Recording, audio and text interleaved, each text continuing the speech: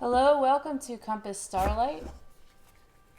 This is going to be a daily reading, a daily check-in. Cards were previously shuffled off camera.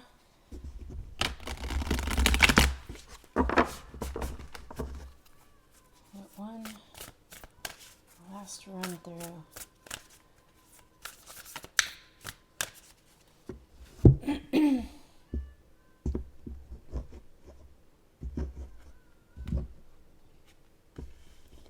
Theology, card number 30. That's the archetype card for the day.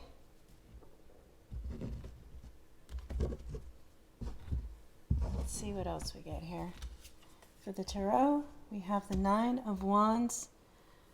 This is the Light Seers Tarot.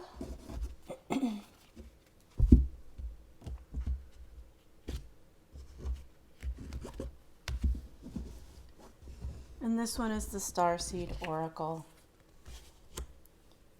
So we have card number 30, Theology. We have the Nine of Wands here and Empathetic Starseed. These two look very familiar. It's always interesting looking for new energy. Finding the same, I don't know, same energies kind of hanging out. Theology, card number 30. That is trusting higher wisdom. It's a card, humility.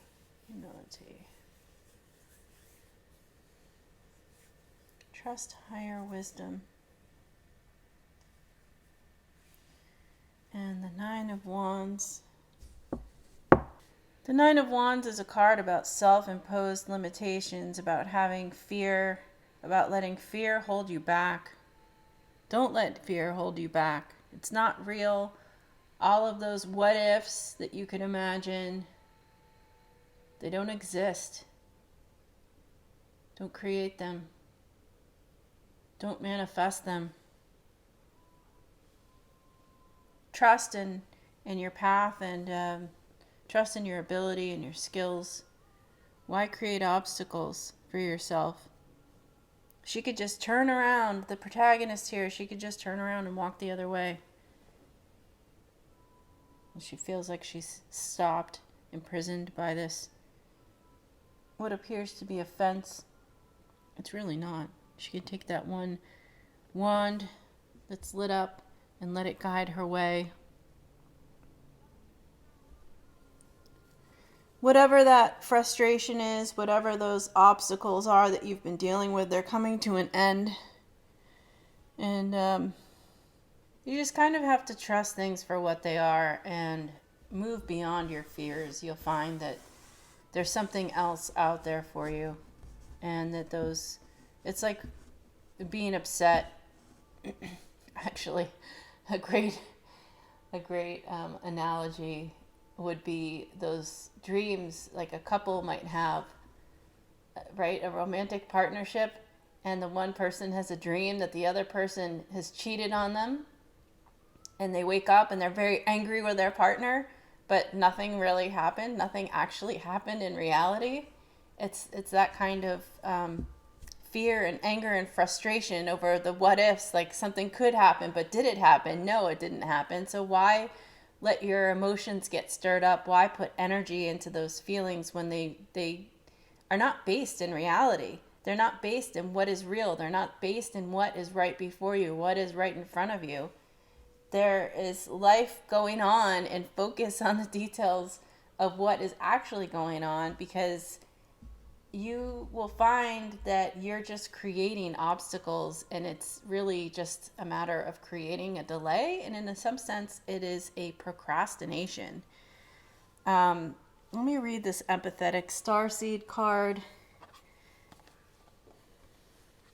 I have some music in the background today that's a little bit weird to me. I can't find, because I'm in transition, and I have music somewhere that's more appropriate, and I don't have it with me, and so I kind of had to borrow something, and it's a little different and weird to me. It's unpredictable where the sound picks up, so I find it a little bit distracting. And now, after I've said that, that alone is a distraction. I apologize. Okay, empathetic starseed, energetic sovereignty, absorbing what's not yours.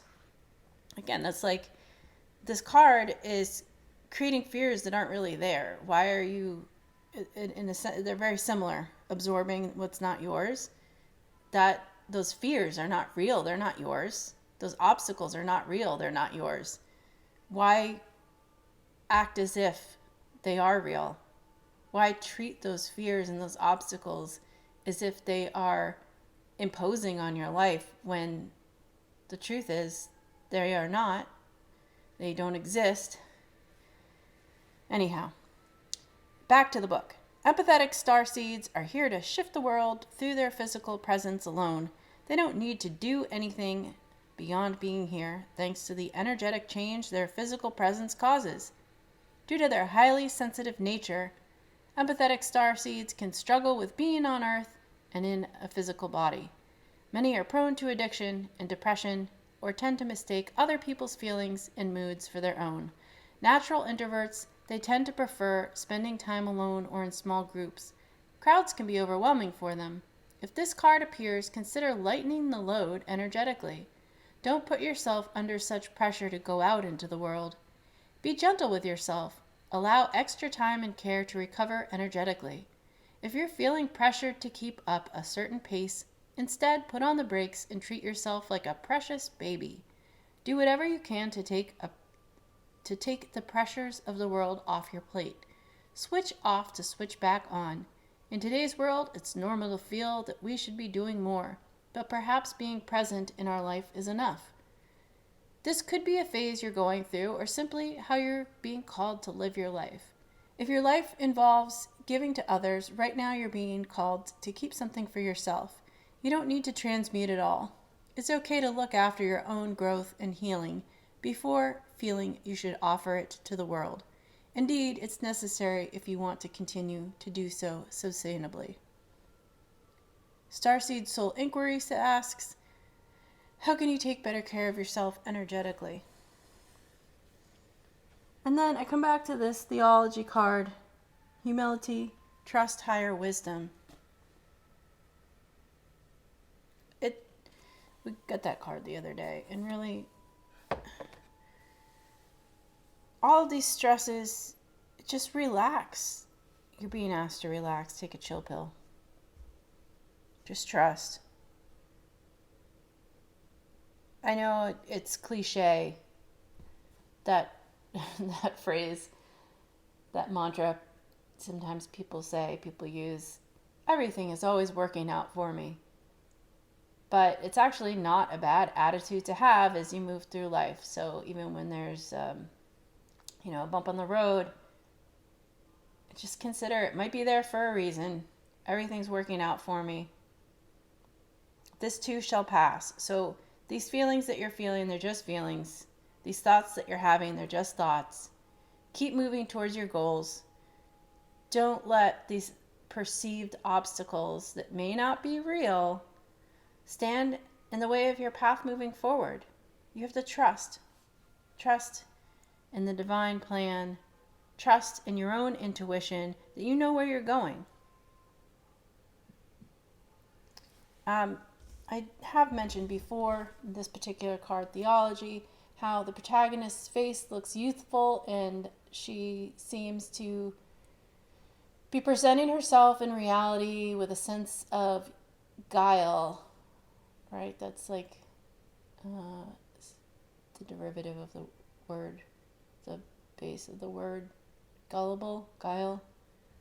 That's not to say that the protagonist here is gullible, but just there's an innocence in approaching life and the way they approach the world. My point is, here, the protagonist's youthful face is looking in that direction, and in this Nine of Wands card here, the protagonist's face is also looking in that direction. It's like that is